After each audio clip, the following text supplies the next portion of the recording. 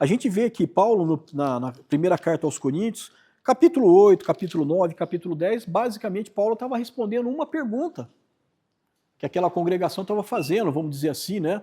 Nós sabemos que a igreja em Corinto, ela tinha muitas dificuldades, né? Tinha dificuldade com relacionamento entre os irmãos, tinha dificuldade com imoralidade, tinha vários tipos de dificuldades, né? E por quê? Porque eles estavam numa cidade complicada. Né? Corinto era uma cidade complicada, muitos deuses, né? Vários tipos de deuses ali, uma cidade muito idólatra, né?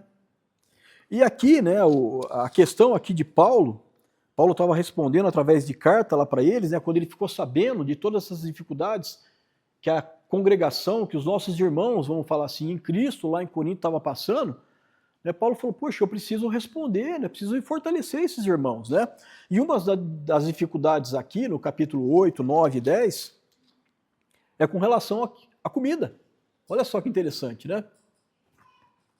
Mas olha só, se você está com a sua Bíblia aberta aí em 1 Coríntios, volta uma página, olha o capítulo 8, versículo 1. Olha o que estava acontecendo lá, né? 1 Coríntios 8, 1. Com respeito aos alimentos sacrificados aos ídolos, sabemos que todos temos conhecimento. Né? Então a questão lá é que estava tendo uma divisão lá na igreja, né? Porque um achava que podia, outro achava que não devia comer, vamos falar assim, carne sacrificada a ídolos, né, o alimento sacrificado a ídolos, e a gente talvez aqui em 2024, 25 agora, né, a gente pode pensar, poxa, mas né, que dificuldade era essa, né, por que eles não pensavam diferente, vai comer comida sacrificada a ídolo? Mas irmãos, a realidade de Corinto é praticamente tudo que você fosse comer lá, era sacrificado. Um animal que você fosse comer, muito possivelmente ele estava sacrificado para algum ídolo lá, algum deus pagão deles lá. Então era quase que impossível, vamos dizer assim, não diria impossível de forma nenhuma, né? Mas era muito difícil de alguém comer lá, de fazer um churrasco lá, sem comer uma carne que não fosse sacrificado para algum tipo de ídolo, né? Então a realidade deles era bem diferente. Então tem uma razão, né, da igreja lá ter tanta dificuldade. Então Paulo estava tratando isso, e Paulo continua aí no versículo 5, né? No versículo 1, né? Com respeito aos alimentos sacrificados aos ídolos, sabemos que todos temos conhecimento. Mas olha o que ele fala no restante do versículo. O conhecimento traz o quê? Orgulho. Mas o amor edifica. E Paulo já começava aqui a dar uma lição para aqueles irmãos. Talvez para você não tenha problema nenhum, né? Porque ele vai até justificar no versículo 2. Quem pensa conhecer alguma coisa ainda não conhece como deveria. Mas quem ama a Deus, este é conhecido por Deus. Portanto, em relação aos alimentos sacrificados aos ídolos, nós sabemos que o ídolo não significa nada no mundo e que só existe um Deus. Então, é sacrificado para ídolo, mas eu sou de Cristo.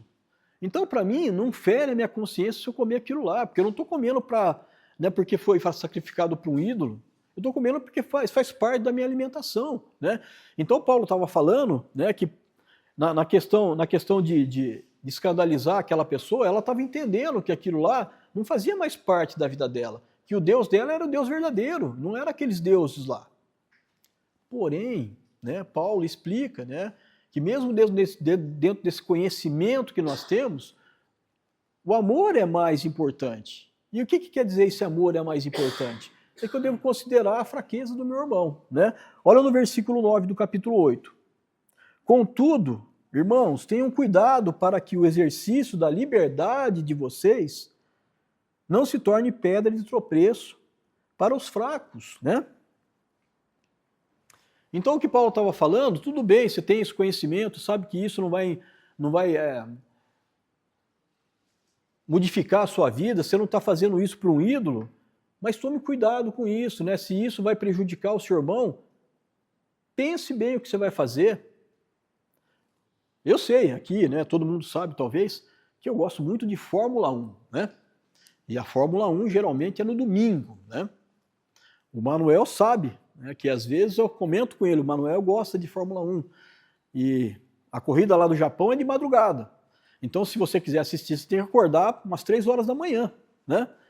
E eu sei que tem alguns irmãos que acham que isso é, de certa forma, uma idolatria. Eu sei que para mim isso não fere a minha consciência, né? Eu acordar às 3 da manhã para assistir a corrida de Fórmula 1 do Japão. Mas, quando for lá umas 6 e pouco, eu tenho que estar de pé para me estar aqui louvando a Deus. Porque eu congrego de manhã, né? Então eu entendo isso. Mas eu jamais vou falar para aquele irmão que eu sei que tem essa dificuldade, falar para ele, isso aí não tem nada a ver. Talvez a gente possa estudar um pouco mais a palavra para ele entender, né? Mas eu vou respeitar ele. Eu jamais vou falar para ele, poxa, sabe quem ganhou a corrida essa madrugada? Não vou fazer isso, irmãos, né? Mas é só como um exemplo aqui. Mas voltando ao texto aqui que nós lemos, que é o tema da mensagem, né? Quando Paulo fala do versículo 24 a 27 no capítulo 9, e ele fala, eu quero ler aqui de novo com vocês, né? Vocês não sabem que todos os que correm no estádio, de todos os que correm no estádio, apenas um ganha o prêmio? Então Paulo começa a falar aqui do maratonista. Por quê?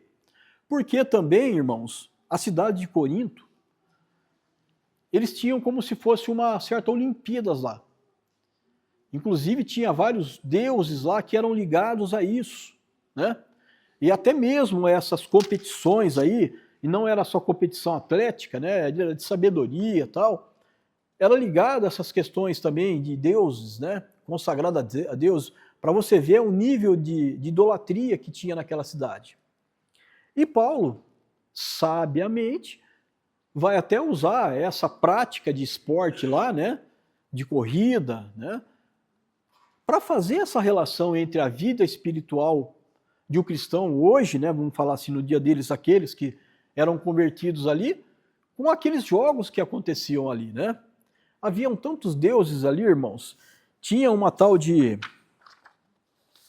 deixa eu ver se eu marquei aqui. Artemis, que era a deusa da caça e da vida selvagem, né? Então eles dedicavam alguma coisa ali, algum esporte que eles faziam a essa deusa Artemis.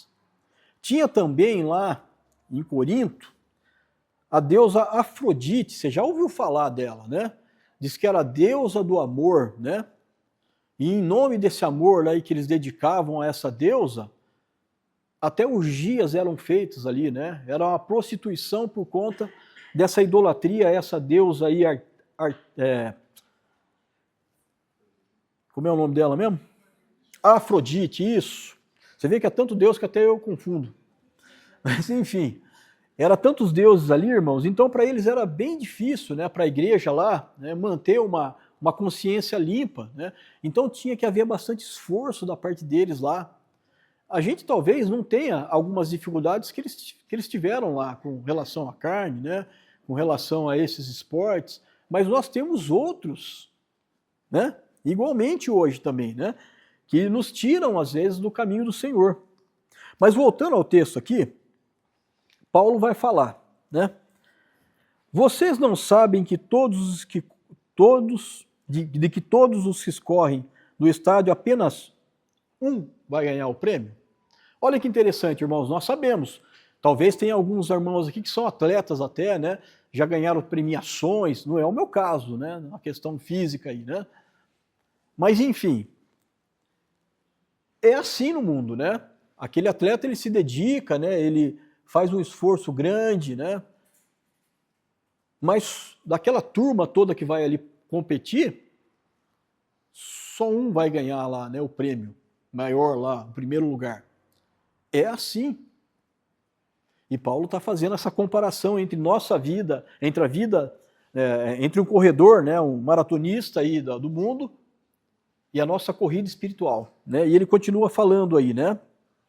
Quando ele fala, vocês sabem que de todos os que correm no estádio, apenas um ganha um prêmio, mas olha só como é que ele coloca aqui o restante do versículo, que tem que ser a nossa atitude espiritual. Corram de tal modo que alcancem o prêmio. Você vai notar aqui que Paulo está falando no plural. Então o que Paulo está falando aqui é que na nossa corrida espiritual, todos nós vamos ganhar o prêmio. Não vai ser somente um ou outro. Que é isso que Cristo promete para nós, né? Se nós formos fiéis até a morte, nós ganharemos a coroa da vida. Lá, eles ganhavam lá uma coroa, né, naquela vitória. Era uma coroa feita de sei lá, de um pinheiro, alguma coisa assim, né? De um louro, não sei. Colocava na cabeça do atleta, né? Nas moedas tem muito isso, né, representado. Mas só um ganhava aquele prêmio. Mas na nossa corrida espiritual, irmãos, todos nós vamos ser vencedores se nós corrermos a corrida de Cristo. É isso que Paulo está falando aqui. Corram de tal modo que alcancem o prêmio. E nós estamos nessa corrida hoje, na nossa vida espiritual. E Paulo continua: todos os que competem nos jogos se submetem a um treinamento rigoroso. Está falando do atleta do mundo. E, irmãos, acho que você sabe bem, um atleta olímpico, ele tem que abdicar de tanta coisa da vida dele para ser um vencedor lá que vai ganhar, o único que vai ganhar lá o primeiro prêmio. Quantos anos da vida dele ele vai ter que se dedicar àquele esporte? Quanta coisa gostosa ele vai ter que deixar de comer para ser aquele atleta vencedor? Quanto tempo ele vai deixar de passar com a família dele para ser aquele atleta vencedor? Quanto esforço físico ele vai ter que fazer, treinamento, para ele ser aquele vencedor? É isso que Paulo está falando aqui, ó. Todos os que competem nos jogos se submetem a um treinamento rigoroso para obter uma coroa que logo perece. E quando ele fala dessa primeira parte aqui, de que se submetem a um treinamento rigoroso, ele está falando da subtração, quando ele vai falar da vida espiritual. É daquilo que nós temos que abdicar da nossa vida, por causa da nossa vida em Cristo. Quantas coisas nós temos que verdadeiramente jogar no lixo na nossa vida quando nós nos tornamos cristãos, né? Às vezes nós queremos guardar um pouquinho desse lixo. E isso é muito ruim, né, irmãos? São as coisas que nós gostamos, né? Mas voltando ao versículo 25. Todos os que competem nos jogos se submetem a um treinamento rigoroso para obter uma coroa que logo perece. Mas nós, cristãos, o fazemos para ganhar uma coroa que dura para sempre. Aquele atleta que Paulo está falando aqui, ele ganhava aquela coroa lá de uma árvore, lá de um pinheiro, não sei, de um louro, não sei como é que era. E aquilo lá que ele ganhava lá, aquela coroa, depois de uns dias, de umas semanas, já estava cheirando defunto, né, irmãos? Porque planta, depois que começa a ficar velha, cheira mal, né? Mas Paulo está falando aqui que essa coroa que nós esperamos é uma coroa eterna, né? Mas nós o fazemos para ganhar uma coroa que dura para sempre. É a coroa da vida que Deus promete para nós. É aquele prêmio que nós vamos receber se nós ficarmos fiéis a Cristo. Não é fácil? Não é. Se nós deixarmos a nossa rotina, como eu estava falando para vocês aqui, da minha leitura bíblica diária, se deixar, a rotina vai tirar isso de nós, né? Mas Paulo continua falando, e é interessante que no capítulo 9 aqui, Paulo está falando dele, né? Se você for lá desde o começo do capítulo 9, Paulo começa a falar da vida pessoal dele, né? Não sou eu livre, não sou eu apóstolo. Então, no versículo 1, a gente começa a ver que Paulo vai dar um exemplo da vida dele, como é que deve ser. Mas é interessante que chega no final aqui, ele inclui nós todos, cristãos, né? Que interessante, né? Mas olha só, ele continua aí no versículo 26. Sendo assim, ou seja, portanto, irmãos, agora ele volta na primeira pessoa, né? Eu não corro como quem corre sem alvo. E não luto como quem esmurra o ar. Então, ele estava falando que nesse objetivo que ele estava tendo aí, de se esforçar para fazer a vontade de Deus, ele não estava fazendo isso em vão, né? Sendo assim, não corro como quem corre sem alvo, e não luto como quem esmurra o ar. Mas, versículo 27, esmurro o meu próprio corpo e faço dele o meu escravo. Eu não sei de você, irmãos, mas com certeza, espiritualmente falando, o meu maior opositor, eu penso que não é Satanás, não, sou eu mesmo. É certo que ele está lá, né, para me tentar, né, para me dar uma força grande, mas a decisão é minha, não é? A decisão é nossa. Esmurro o meu corpo e faço dele escravo. Do que Paulo está falando aqui, né? Da nossa carne, né? Da vontade da carne. E ele está falando que ele luta contra o próprio corpo dele. Está falando que luta, sabe quando você tem vontade de ficar dormindo no domingo de manhã? É disso que Paulo está falando.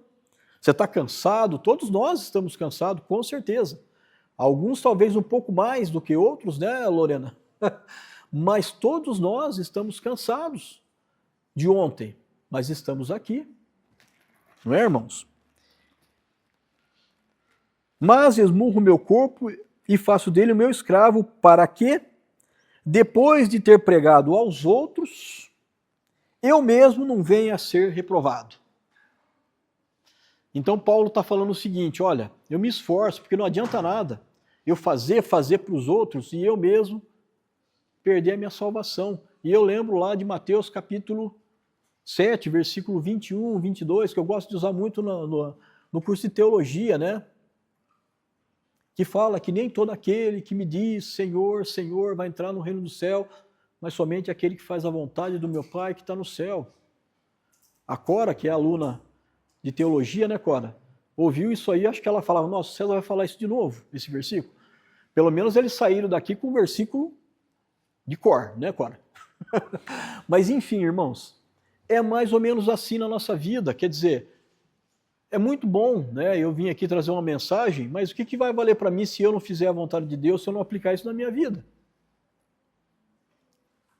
Então, irmãos, nós com certeza, nós fizemos alvos, você fez, né? Alvos aí para 2025, na sua vida espiritual, como eu fiz.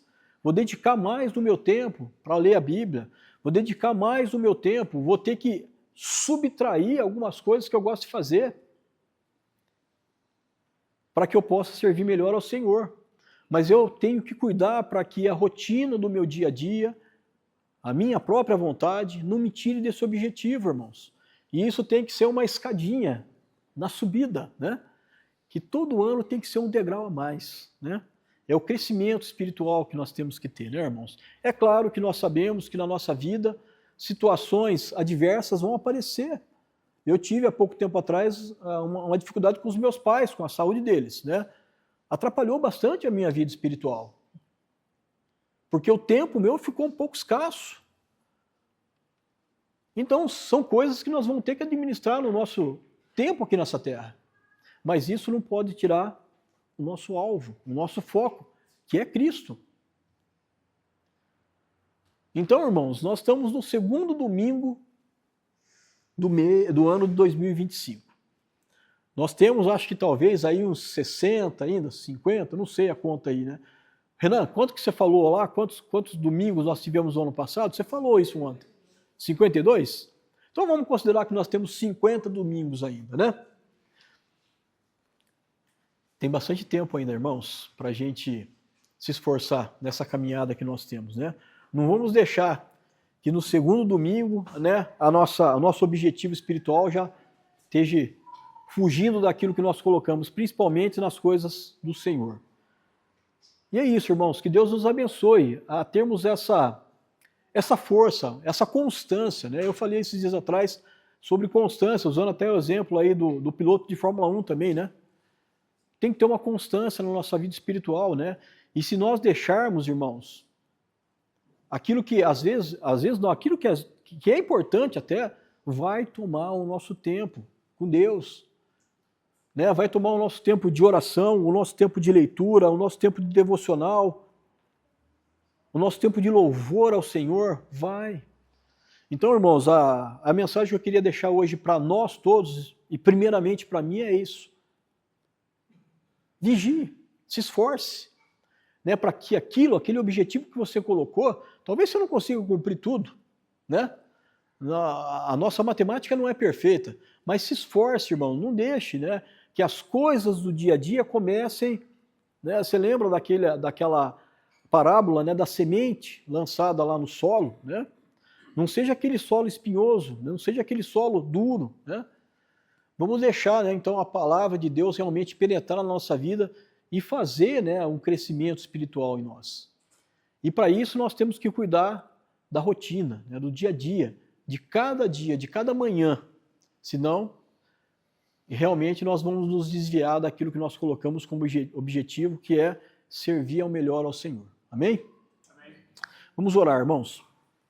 Senhor, bondoso Deus e maravilhoso Pai, obrigado, Pai, pela Tua palavra que nos orienta, Pai, que está sempre nos incentivando, Pai, a mantermos essa corrida espiritual que nós temos, ó Pai, com o Senhor, essa caminhada cristã que nós falamos, né, Pai? Que o Senhor nos ajude. Nós temos em nós o Teu Espírito Santo que nos ajuda, Pai, nessa caminhada e nas questões, nas dificuldades que nós vamos ter, Pai. Mas nós pedimos ao Senhor, Pai, que nos ajude a mantermos firmeza, Pai, no propósito que nós colocamos de fazer a Tua vontade e servirmos melhor ao Senhor nesse novo ano que está começando, Pai. Obrigado, porque nós temos a Tua igreja que nos fortalece, obrigado porque nós temos a Tua palavra, o Teu Espírito Santo, Pai. Obrigado porque o Senhor nos dá a condição para fazer isso, Pai, mas que nós possamos nos esforçar, Pai, e não esquecer, Pai, que o Senhor está em primeiro lugar em tudo que nós precisamos fazer.